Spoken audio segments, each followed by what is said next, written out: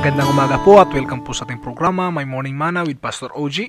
Buksan po natin ating mga Biblia sa aklat po ng James or Santiago, chapter 4, verse 14. Ito po magkasabi, "You do not know what will happen tomorrow, for what is your life? It is and before that appears for a little time and then vanishes away."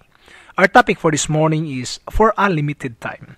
Hindi po tayo magtatagal at ang buhay po natin dito sa mundo ay napakaiksi lang po, no? Tulad ng isang usok, no, na biglang mawawala.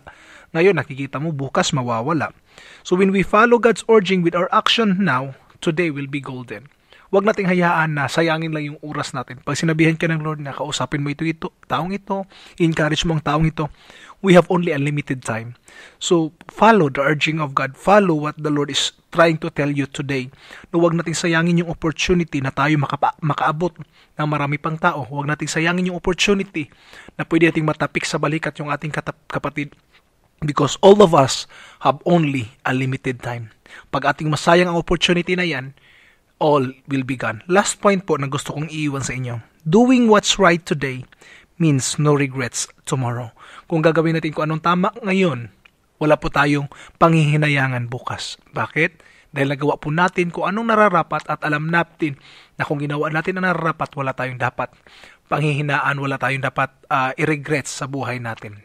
I hope that we have this desire to help someone today before this end or this day ends today. God bless po at maganda.